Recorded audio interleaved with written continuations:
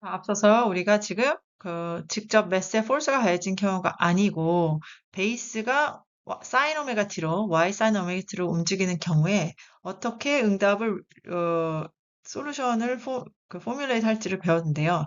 그 힘이 결국은 K 스프링을 통해서 그리고 댐핑을 통해서 매스에 전달되기 때문에 마치 싱글 하모닉이 두 개가 있는 것처럼 되고 그 응답은 슈퍼포지션이 되죠. 그래서 슈퍼포지션 되기를 이 텀은 스프링에서 나온 텀이고 2제타 R 제곱은 댐핑에서 나온 텀이다. 그래서 displacement transmissibility는 인풋분의 아웃풋, 인풋이 뭐죠? force가 아니고 여기서는 Y죠. displacement, base displacement 분의 아웃풋 X displacement는 식이 어떻게 돼요? 스퀘어 루트 분모는 똑같고 분모는 외우셨죠?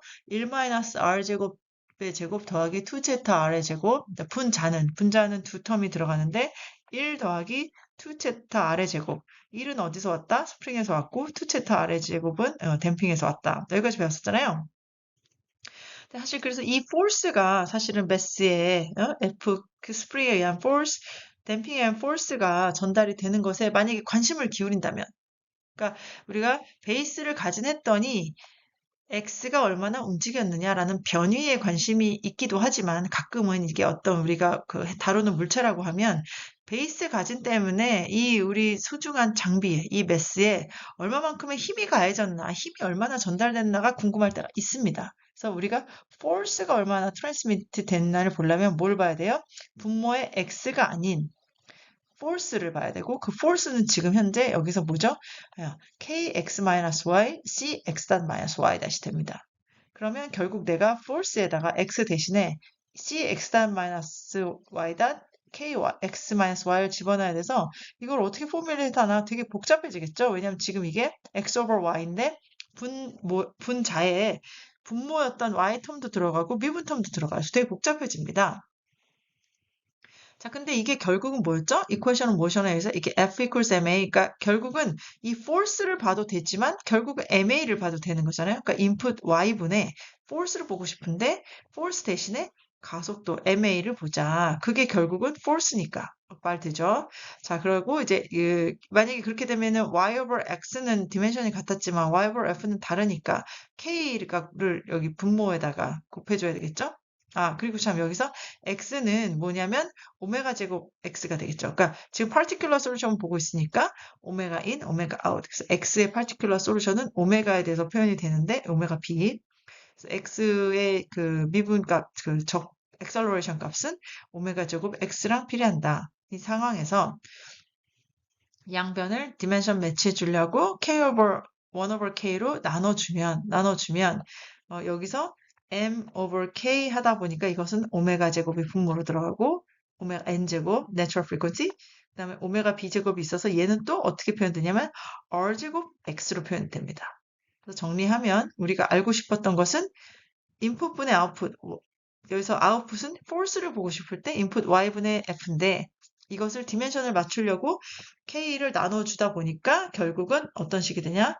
force가 F equals MA라서 MA인데 그 가속도가 결국 주파수 레이쇼 R제곱으로 표현된다. R제곱 X로. 자, 그럼 결국은 뭘 정의할 수 있냐면 force transmissibility, 인풋분의 Y분의 아웃풋 F, 디멘션 맞추려고 K 곱한 건데 얘는 결국은 어떤 식이다?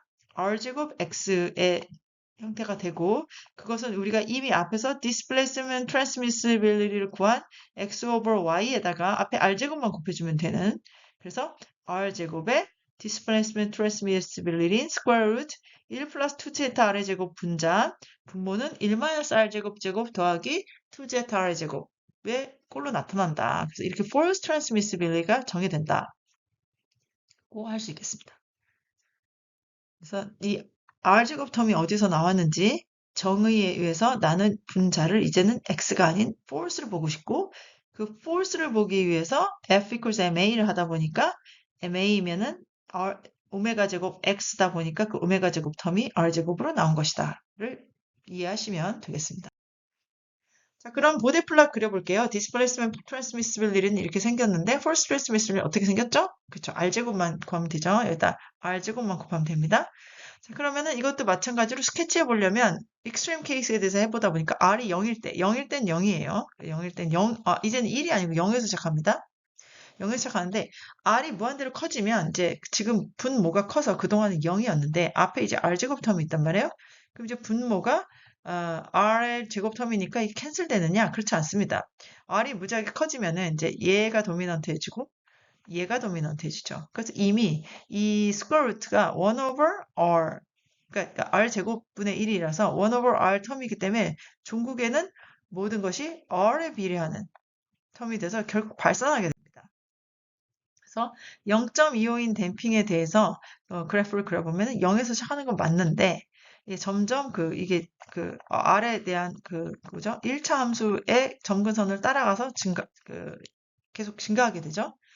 그러면 이제 이 영역, 주파수가 매우 낮은 영역은 어떻게 된 거냐? 매우 낮은 주파수에서는 매스랑 베이스가 같이 움직이죠. 스타틱이니까 천천히 움직이다 보면 상대 변이가 안 생기잖아요.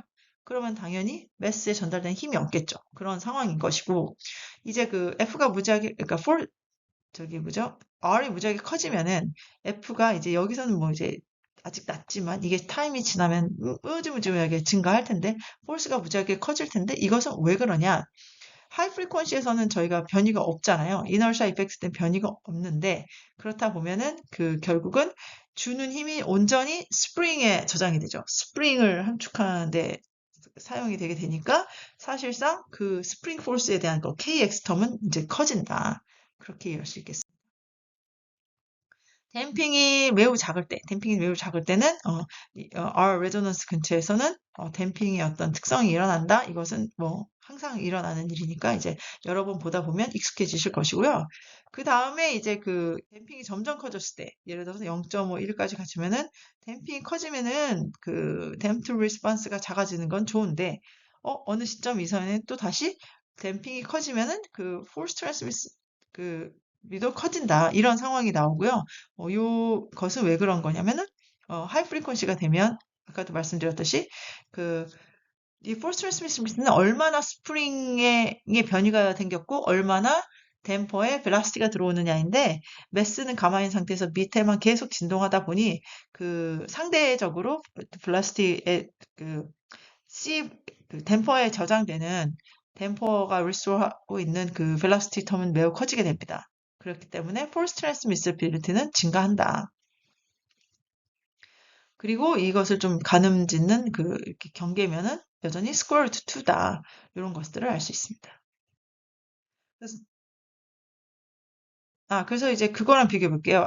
앞에서 말한 displacement transmissibility를 지금 그레이로 표현했는데 displacement transmissibility는 뭐가 달랐었냐면 1에서 시작해서 0에서 끝났고 어떤 경계점을 중심으로 댐핑이 크다고 좋은 게 아니다 였었는데 force transmissibility도 비슷하죠. 0에서 얘는 이제 대신 0에서 가지만 댐핑이 크면 클수록 더 force transmissibility 증가하는 이런 경향을 보인다라는 것을 알 수 있습니다. 그래서 그리고 또 누군가는 인투이티브하지 않을 수도 있어요.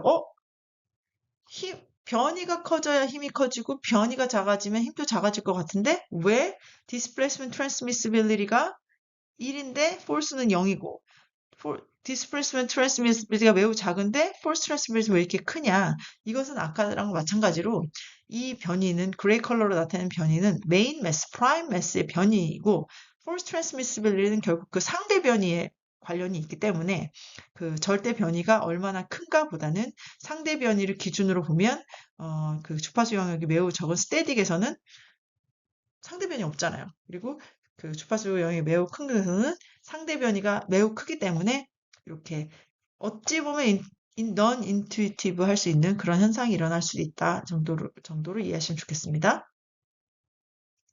그리고 이 설명을 이제 나중에 클릭했네요. 설명 보시고요. 그래서 정리하면은 force transmissibility라는 걸 정의했는데 얘는 force는 매스로 전달되는 force고요. 스프링과 댐퍼에 의해서 전달되는 force인데 그것은 F equals m이기 때문에 결국은 x에다가 a를 곱한 오메가 제곱을 곱한 r 제곱을 곱한 텀이 나타나게 되고 그래서 force body plus는 약간 좀 특이하다. 0을 시작해서 선형 어떤 비례 관계를 가지고 증가한다라는 것을 알 수 있겠습니다.